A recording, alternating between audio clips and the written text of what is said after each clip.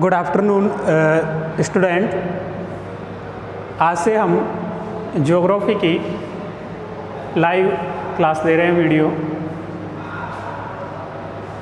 देखिए, senior class के लिए हम ये वीडियो बना रहे हैं।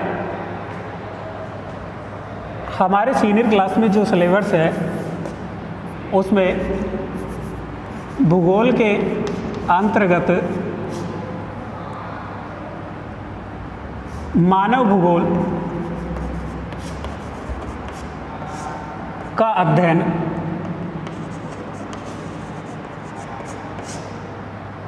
किया जाएगा। इसके अंतर्गत हमारा जो सिलेबस है इसमें मानव भूगोल में 56 नंबर का तो हमारा पेपर होगा बोर्ड का। 14 जो अंक हैं वो हमारे विद्यालय द्वारा भेजे जाएंगे और बाद बाकी के 30 नंबर जो प्रायोगिक होगा। इस तरह टोटल है 100 नंबर का पेपर है। तो स्टूडेंटों, मानव भूगोल के अंतर्गत हम देखते हैं कि आखिर इसमें है क्या मानव भूगोल, इसमें अध्ययन किस चीज़ का करवाया जाता है। देखिए, किसी भी चीज़ की जब हम शुरुआत करते हैं सबसे पहले ये जानना आवश्यक है कि आखिर है क्या। देखिए, 11वीं क्लास के अंतर्गत हमने भूगोल के संक्षिप्त या भूगोल के भौतिक भूगोल का अध्ययन किया था।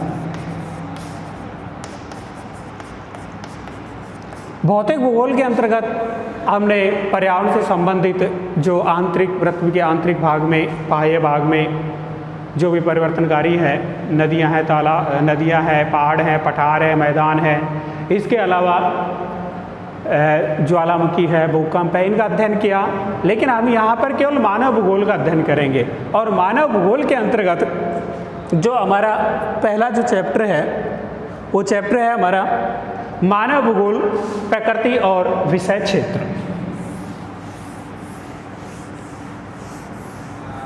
देखिए, मानव भूगोल की प्रकृति और विषय क्षेत्र के अंतर्गत कि मानव भूगोल है क्या, किस चीज़ का अध्ययन करवाता है, इसकी प्रकृति क्या है, इसका विषय क्षेत्र कौन कौन सा है। मानव भूगोल एक तरफ तो कौन है, मानव, और मानव भूगोल के अंतर्गत अध्ययन करवाया जा रहा है मानव तथा प्रकृति संबंध, अर्थात दोनों के बीच में जो अंतर संबंध है। एक तरफ मानव है, दूसरी तरफ प्रकृति है। दोनों के बीच में जो अंतःक्रिया होगी, दोनों के बीच में जो कार्य होगा, मानव प्रकृति और प्रकृति मानव, दोनों का जो कार्य है, अंतःक्रिया, दोनों का जिसमें अध्ययन करवाया जाएगा वो मानव भूगोल के अंतर्गत आएगा। अर्थात उसमें मानव भूगोल का अध्ययन किया जाता है। एक विद्वान हुआ है भूगोलविदा रेडजेल ने कहा है कि मानव भूगोल मानव समाज और धरातल के बीच, मानव भूगोल मानव समाज और धरातल के बीच संश्लेषित अध्ययन का ही भूगोल है। अर्थात यूँ कह सकते हैं कि मानव समाज और धरातल के बीच जो अंतर संबंध है, दोनों के बीच में जो अंतःक्रिया होती है, उनका जिस विषय में अध्ययन करवाया जाता है वही मानव भूगोल है। जैसे रेडजेल, इनकी प्रसिद्ध पुस्तक है एंथ्रोपी ज्योग्राफिया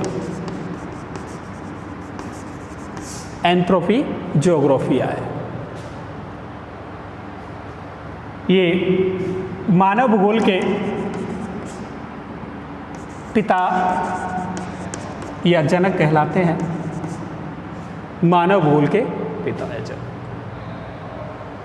इन्होंने अपनी पुस्तक में ही ये परिभाषा दी है, जिनकी पुस्तक एंथ्रोज्योग्राफिया है, इसमें ही ये परिभाषा दी है कि मानव भूगोल मानव समाज और धरातल के बीच अंतर संबंधों का अध्ययन है, यही मानव भूगोल है, यह मानव भूगोल अध्ययन करवाता है। इसके अलावा इनकी एक शिष्य हुई है एल.एन.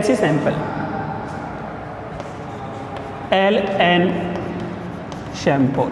देखिए, कहीं कहीं पर शैम्पल भी मिलता है, शैम्पुल भी मिलता है, इसका नाम एल.एन. शैम्पुल। उन्होंने कहा है कि मानव भूगोल चंचल मानव कि मानव भूगोल है चंचल मानव और अस्थायी पृथ्वी। कि एक तरफ तो मानव है, मानव देखिए कैसा है, चंचल, और दूसरी तरफ पृथ्वी कैसी है, अस्थायी। अस्थायी पृथ्वी, एक तरफ मानव भूगोल, दूसरी तरफ अस्थायी पृथ्वी, दोनों के बीच में अंतःक्रिया, मानव चंचल मानव और अस्थायी पृथ्वी के बीच जो अंतःक्रिया होती है, जो अस्थायी पृथ्वी के पारस्परिक परिवर्तनशील संबंध हैं, उनका जिसमें अध्ययन करवाया जाता है वही मानव भूगोल है। किसने कहा, रेडजेल के LNC सैंपल के अनुसार। LNC सैंपल ने अपनी परिभाषा दी और उसमें स्पष्ट किया कि एक तरफ मानव चंचल है, अर्थात मानव अपने विवेक से कुछ न कुछ कार्य करता रहता है हमेशा, दूसरी तरफ पृथ्वी भी अस्थायी है और अस्थायी पृथ्वी में विभिन्न प्रकार के कार्य निरंतर होते रहते हैं, कभी भूकंप का आना, ज्वालामुखी का आना या अन्य इत्यादि कार्य। दूसरा, मानव अपने विवेक से कार्य करता रहता है और दोनों के बीच में जो अंतर संबंध होगा, दोनों के बीच में जो क्रिया होगी, वही मानव भूगोल के अंतर्गत रखी जाएगी। जैसे मानव भूगोल के अंतर्गत कहते हैं हम कृषि। एक तरफ मानव अपने विवेक से कार्य करता है, अपने विवेक से कार्य करता है, किससे, कृषि। मानव अपने विवेक से करेगा, दूसरी तरफ पर्यावरण या पृथ्वी है, कहाँ पर करेगा, कृषि, इस पर करेगा, दोनों के बीच में अंतःक्रिया हुई, इसको अंतर्गत कृषि को रखा गया। इस तरह एक अन्य विद्वान है, उन्होंने भी मानव भूगोल की परिभाषा दी और उन्होंने कहा कि मानव भूगोल है वो पारस्परिक संबंधों का एक नया विचार प्रदान करता है और नियंत्रित कारक है भौतिक नियम तथा पृथ्वी पर निवास करने वाले जीव है, पारस्परिक संबंध है, उनका अधिक से सम्मिलित ज्ञान प्रदान करता है। मानव भूगोल में मुख्य रूप से देखा जाए तो हम इन्हीं बातों को ध्यान रखते हैं कि मानव और पृथ्वी दोनों के बीच में अंतःक्रिया, और अंतःक्रिया से जो शब्द निकलते हैं, अंतःक्रिया से जो कार्य निकलता है, जो ये कार्य इन दोनों के द्वारा होगा, उसका अध्ययन ही मानव भूगोल के अंतर्गत करवाया जाएगा। इसके अलावा पीट्स और डिकेन पीट्स ने भी इनकी परिभाषा दी है। उन्होंने कहा है मानव और उसके कार्यों का संविष्ट जो कार्य है वही मानव भूगोल है। दोनों ही मानव भूगोल के अंदर, अर्थात रेडजेल ने भी कहा, LNC सैंपल ने भी कहा और विडाल डी ब्लॉस ने भी कहा और डिकेन और पीट्स ने भी ये परिभाषा दी। देखिए शब्द अलग अलग हैं सभी के, लेकिन जो उनका अर्थ निकल रहा है प्राय, अर्थात यूँ कहा जाए कि जिनका सारांश निकल रहा है, सारांश एक ही चीज़ का निकल रहा है और वो निकल रहा है मानव एक तरफ है और दूसरी तरफ जो पर्यावरण है, यूँ कहे जैसे LNC सैंपल ने कहा अस्थायी पृथ्वी कहा, वही रेडजेल ने कहा कि मानव समाज और धरातल, उन्होंने धरातल का प्रयोग किया, इन्होंने अस्थायी का कर दिया। डिकेन और पीट्स ने कह दिया कि मानव भूगोल और उसके कार्य है कि मानव है और उसके द्वारा कार्य करेगा, उनका समष्टि ज्ञान ही मानव भूगोल के अंतर्गत है, अर्थात जिनका अध्ययन करवाया जाता है वही मानव भूगोल के अंतर्गत कहा जाता है। देखिए मुख्य रूप से इस जो हमने परिभाषाएं पढ़ी, इन परिभाषाओं में एग्जाम में हमेशा कोई न कोई परिभाषा पूछी जाती है, या तो परिभाषा दे दी जाती है या फिर विद्वान का नाम पूछ लिया जाता है।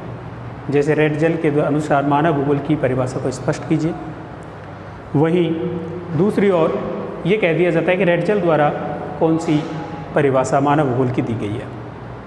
मानव भूगोल की पुस्तक का क्या नाम है, रेडजेल की पुस्तक का नाम क्या है, और अन्य विद्वानों की भी इसी तरह दे दी जाती है। LNC सैंपल की ने क्या परिभाषा दी है, और यह परिभाषा दे दी जाती है कि अस्थायी मानव चंचल मानव और अस्थायी पृथ्वी के बीच अंतर संबंधी जो संश्लेषित ज्ञान है, उक्त परिभाषा किस विद्वान द्वारा दी गई है, इस प्रकार पूछ लिए जाते हैं। प्राय लगभग यह है कि एक प्रश्न इसमें से पूछा जाता है। पिछले वर्षों भी पिछले जो गत वर्ष के रहे हैं उनमें भी इसी प्रकार पूछे गए हैं। आगे मानव भूगोल की प्रकृति। देखिए तो सामान्य हमने अर्थ पढ़ा, परिभाषाएं पढ़ी, हमने देखा, और अब है कि मानव भूगोल की प्रकृति क्या है। देखिए सभी जो विषय हैं या जिनके अलग अलग प्रकृति होती है, वैसे ही मानव भूगोल की भी प्रकृति है। जैसे इतिहास की प्रकृति है समय, इतिहास बताता है किसको, समय के बारे में। उसी प्रकार समाज शास्त्र है, वो समाज के बारे में हमें अध्ययन करवाता है, समय के बारे में इतिहास करवाता है। इसी प्रकार मानव, या यूँ कहें कि मानव भूगोल है, वो हमें इसके केंद्र बिंदुओं को रखा गया है कि कब, कैसे और क्यों। तीन चीज़ों को केंद्र में रखा गया है कि कोई भी घटना घटी, कब घटी, कैसे घटी और क्यों घटी। इन तीनों को ही रखा गया है और तीनों का ही इसमें प्राय आंसर ढूंढा जाता है। अर्थात हम यूँ कहें कि मानव निर्मित जो दृश्य हमें दिखाई देते हैं, उन दृश्य के बारे में हमें अध्ययन, जैसे पठार कथा, फिर मैदान हुआ, मैदान का निर्माण क्यों हुआ, किस कारण हुआ, इत्यादि चीज़ें हैं, इसी के अंतर्गत रखी जाती है। विभिन्न विद्वानों ने पारिस्थितिकी समायोजन से भी इस संगठन को अध्ययन पर विशेषतः केंद्रित रखा है। मानव भूगोल यह विश्लेषण किया जाता है कि पृथ्वी के किसी भी क्षेत्र में रहने वाला मानव समूह अपने जैविक, आर्थिक, सामाजिक और सांस्कृतिक विकास के लिए वातावरण का उपयोग किस प्रकार करता है। कि मानव है जिस वातावरण में रह रहा है उसमें किस प्रकार अपना उपयोग करता है।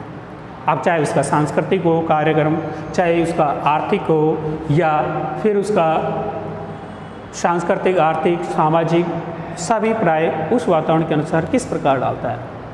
जैसे भिन्न भिन्न क्षेत्रों में रहने वाले जो समूह हैं वो अपने अनुसार या अपने क्षेत्र के अनुसार अपने जो समूह हैं उनको सांस्कृतिक, सामाजिक, आर्थिक क्रियाकलाप, भिन्न भिन्न क्षेत्रों में भिन्न भिन्न प्रकार के क्रियाकलाप, जैसे आर्थिक कहीं पर खेती अधिक होती है, कहीं पर उद्योग धंधे होते हैं, तो ये अपने आप को किस प्रकार समायोजित करता है।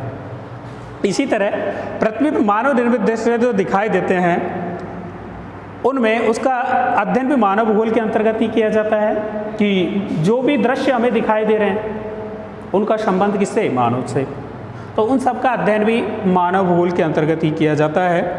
और मानवीय क्रियाकलाप कि मानव द्वारा कौन कौन से क्रियाकलाप किए जा रहे हैं उनको ही केंद्र बिंदु रखा जाता है, उनको केंद्र बिंदु रखा जाता है। और इन केंद्र बिंदुओं को किस प्रकार कौन सी घटना हुई, कहाँ हुई, कब कैसे विकास हुआ, इन भौगोलिक दृष्टिकोणों को प्रस्तुत करना मानव भूगोल की प्रकृति को स्पष्ट करता है।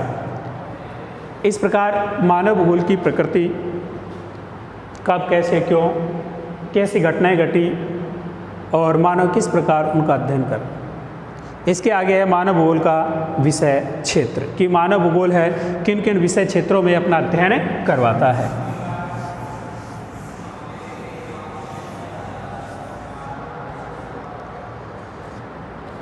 देखिए मानव भूगोल है वो जनसंख्या संबंधी, उसके अलावा प्रदेश के प्राकृतिक संसाधन, जनसंख्या संबंधी पहला ही लेते हैं हम कि मानव भूगोल है वो विषय क्षेत्र के अंतर्गत पहला है जनसंख्या संबंधी। कि मानव भूगोल है वो जनसंख्या संबंधी अध्ययन करवाता है, अर्थात किस क्षेत्र में कितनी जनसंख्या रही, वहाँ का घनत्व किस प्रकार रहा, वहाँ पर जनसंख्या वृद्धि किस प्रकार रही, कि जनसंख्या वृद्धि हुई धनात्मक हुई या ऋणात्मक हुई, वहाँ पर जनसंख्या अधिक पाए जाने का कारण क्या है, वहाँ पर क्रियाकलाप है, अर्थात मानव समूहों का, जैसे हम बात करें कि एशिया महाद्वीप में जनसंख्या ज़्यादा जनसमूह पाया जाता है, तो किसके अंतर्गत अध्ययन कर रहे हैं, मानव भूगोल के अंतर्गत। अगले चैप्टरों में हम अध्ययन करेंगे कि जो मानव भूगोल है वो किस प्रकार, मानव भूगोल है वो किस प्रकार जनसंख्या का अध्ययन करवाता है, कि घनत्व कितना है, आर्थिक संसाधन है कि नहीं है, इन सभी चीज़ों के ऊपर डिपेंड करता है। तो प्राय वहाँ का जलवायु के ऊपर भी निर्भर करता है कि कैसी वहाँ की जलवायु है। इसके अलावा है दूसरा है प्रदेश के प्राकृतिक संसाधन। मानव भूगोल प्रदेश के प्राकृतिक संसाधनों पर भी, कि प्रदेश में कि कोई मान के चलिए किसी प्रदेश को अपन लेके चल रहे हैं, उस प्रदेश के अंतर्गत के कौन कौन से संसाधन हैं, जैसे कि संसाधनों वहाँ पर उद्योग धंधे किस प्रकार हैं या अन्य जो रोजगार के अवसर है वो किस प्रकार है, इन चीज़ों का भी अध्ययन किसके अंतर्गत, मानव भूगोल के अंतर्गत ही करवाया जाता है। अर्थात दो हुए, एक तो जनसंख्या से संबंधित विषय क्षेत्र हो गया, दूसरा हुआ प्रदेश के संसाधन, और तीसरा है सांस्कृतिक वातावरण, कि जिस क्षेत्र में जो क्षेत्र है, हम जिस क्षेत्र का अध्ययन कर रहे हैं या अध्ययन करवाया हमें जा रहा है मानव भूगोल के अंतर्गत, हम वहाँ का सांस्कृतिक वातावरण देखेंगे कि कैसे क्रियाकलाप हैं वहाँ पर, किस प्रकार के लोग कैसा अपना जीवन यापन करते हैं, उनकी क्या मान्यताएं हैं, क्या उनका उपासनाएं हैं या फिर धार्मिक आस्थाएं हैं, इन सब का जो अध्ययन है मानव भूगोल के अंतर्गत करवाया जाता है। अर्थात तीसरा है सांस्कृतिक वातावरण, सांस्कृतिक वातावरण तीसरा। चौथे के अंतर्गत हम अध्ययन करेंगे कालिक अनुक्रम, कालिक अनुक्रम। कालिक अनुक्रम के अंतर्गत समय के अनुसार जो बदलाव हुआ है, अर्थात एक समय था जहाँ पर जनसंख्या कम पाई गई, लेकिन कोई क्षेत्र मान के चलते जहाँ पर जनसंख्या कम थी, लेकिन कालांतर में वहाँ पर निरंतर जनसंख्या बढ़ती गई। क्यों? क्योंकि हो सकता है कि वहाँ पर रोजगार के साधन उपलब्ध हो गए हों, लोगों को व्यवसाय अच्छा मिलने लग गया हो, रोजगार अच्छा मिलने के कारण वहाँ पर लोगों का प्रवास हो गया हो और स्थायी रूप से निवास करने लग गए हो। इस तरह कालिक अनुक्रम अर्थात समय के अनुसार वहाँ पर जो बदलाव हुआ है उसका अध्ययन भी मानव भूगोल के अंतर्गत करवाया जाता है। जैसे किसी क्षेत्र विशेष के बारे में चर्चा करें कि शुरुआत में जब हम किसी क्षेत्र पे निवास स्थान या वहाँ पर जब लोगों का बसाव होता है तो मुख्य रूप से एक ढाणी के रूप में होता है।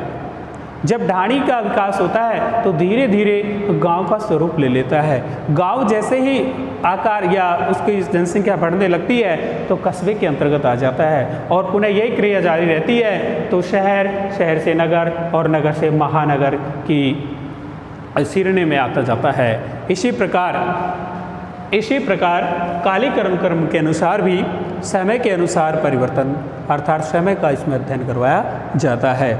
समायोजन प्रादेशिक संगठन, देखिए मानव है जो सभी क्षेत्रों में निवास करता है, चाहे ध्रुव हो या फिर समशीतोष्ण हो या शीतोष्ण कटिबंध हो। जैसे एस्किमो जनजाति है, नेक्स्ट चैप्टर में हम अध्ययन करेंगे एस्किमो जनजाति का। उससे पहले कुछ यहाँ समायोजन से संबंधित हम चर्चा कर रहे हैं, इसलिए बता रहा हूँ कि समायोजन अर्थात अपने आप को वहाँ के अकॉर्डिंग, वहाँ के अनुकूलन अपने आप को उसके अनुसार ढाल लेना। जहाँ पर तापमान न्यूनतम रहता है वहाँ पर भी वो लोग अपने आप को ढाल लेते हैं, कुछ समय लगता है, लेकिन वो अपने आप एस्किमो जनजाति के लोग जहाँ पर टेम्परेचर बहुत कम रहता है वो अपने आप को वहाँ के अनुसार ढाल लेते हैं। क्यों? उनका वातावरण इसी प्रकार अर्थात स्वयं को उन्होंने ढाल लिया है। वहीं बुशमैन, एक जनजाति और है दूसरी बुशमैन, तो वो लोग भी हैं अपने आप को यो कहे कि धूल भरी बहुत तापमान रहता है, हाई टेम्परेचर है, मरुस्थलीय क्षेत्र है, वो भी अपने आप को वहाँ पर ढाल लेते हैं, तो समायोजन कर लेते हैं। अर्थात इनका अध्ययन भी मानव भूगोल के अंतर्गत करवाया जाता है। अगला है दूरस्थ प्रदेशों से संबंध अर्थात दूसरे प्रदेशों से संबंध। मानव भूगोल के अंतर्गत विषय क्षेत्र के अंतर्गत ये भी अध्ययन करवाया जाता है कि उस प्रदेश का अन्य प्रदेशों के साथ कैसा संबंध है, वो किस प्रकार है, राजनीतिक संबंध है, किस प्रकार वो अपना एक दूसरे से दूसरे देश से दूसरे प्रदेश से संबंध रखते हैं, व्यापार करते हैं या आर्थिक रूप से। इस प्रकार मानव भूगोल के ये मुख्य रूप से 6 विषय क्षेत्र हैं और इन विषय क्षेत्रों के आधार पर ही मानव भूगोल का अध्ययन किया जाता है। इसके अलावा जो मानव भूगोल है वो अध्ययन के साथ साथ हमें अन्य चीज़ों पर भी हम स्वयं भी इसका वो कर सकते हैं। देखिए आज की क्लास हम यहीं समाप्त करते हैं, शॉर्ट वीडियो है। कल से हम सुचारू रूप से अपने एक लेंथ में वीडियो के साथ और मानव भूगोल के विकास के साथ आपके सामने फिर वीडियो बनाएंगे। धन्यवाद।